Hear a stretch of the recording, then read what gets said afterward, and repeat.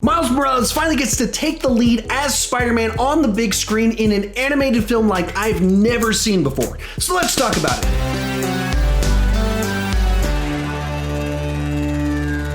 In the film, Miles Morales is bitten by a radioactive spider and gains incredible powers.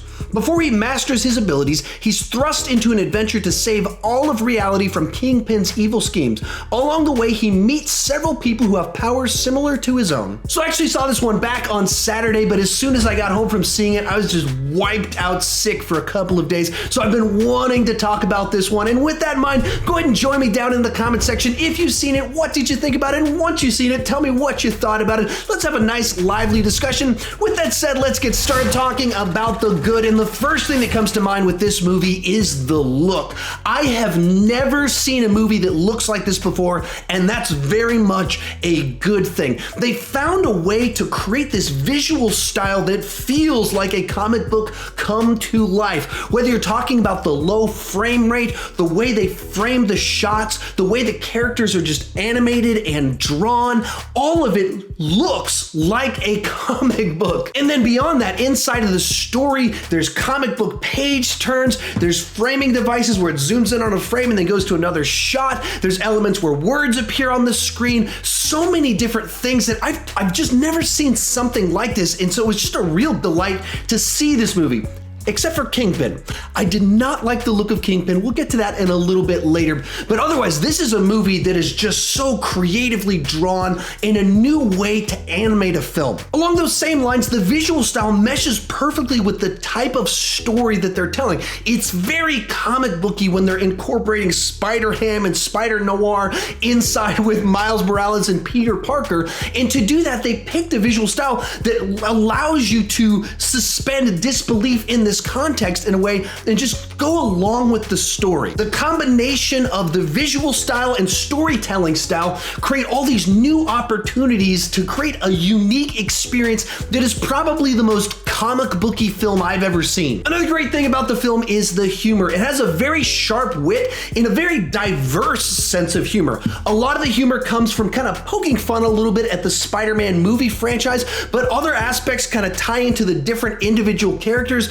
So Spider-Ham has big, broad humor, and then Spider-Noir has this very dry, self-serious sense of humor. But in general, it's just a clever script where the setups, the running gags, and then the callbacks, they all pay off, including a fantastic after credits sequence. But of course, what ties it all together are the characters. Miles Morales leads the pack, and it's fun to get to see this new Spider-Man take the lead and how his family dynamics shift the way this character becomes a hero and what that looks like inside of his life perspective. But all the side characters are given their unique moment to shine, their unique spot inside of the script. No one's annoying, and a bunch of them, like Spider-Ham, Spider-Noir, Aunt May, are all scene stealers. My personal favorite was Peter B. Parker. I went in a little bit skeptical from the trailers, like, what are they doing with Peter Parker? But inside of the story, they explain where he's coming from, certain choices that he's made that have brought him to a specific place,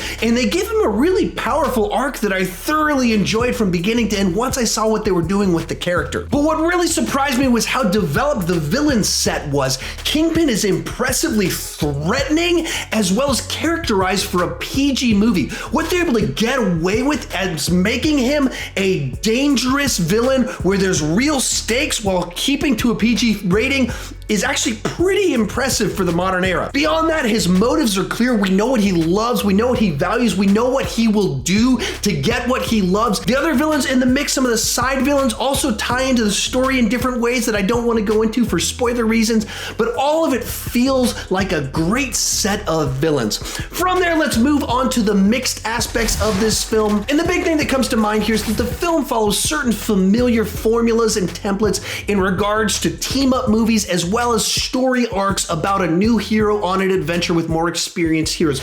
You've seen some of these beats before. You can predict generally when certain things are going to happen in the mix. And that's obviously not a good thing. I don't think it's a particularly bad thing because the rest of the movie has a lot of creativity to it. But if you're someone that's very sensitive to kind of familiar beats and things like that, it could be a problem for you. From there, let's move on to the negative. And the big thing that comes to mind is the design of Kingpin. Every time he showed up on screen, it was distracting distracting for me because I just don't like the way they drew him with how physically wide he is. It just looks out of place with the rest of the designs for me, so I did not like it. And the other thing is that Penny Parker seemed underdeveloped.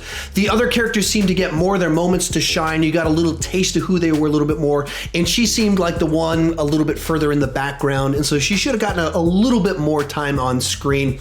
That's it. This is a very fun movie, a very unique experience. I have never seen a movie like this before. It's very cool that we live in a time where a movie like this gets to exist. But real quick, before I give you my final scores, go ahead and tell me what you thought about it down below in the comment section. Did you love it? Did you hate it? And everything in between. Also, after this video, be sure to check out this playlist up above with my most up-to-date Spider-Man videos. Starting this weekend, I'm going to be updating a bunch of my Spider-Man rankings, so be sure to come back on Saturday to check that out. As for this movie, I'm going to give it an A- and an 8.5 out of 10. Be sure to check out that playlist over there to the left to see my best and most up-to-date Spider-Man videos.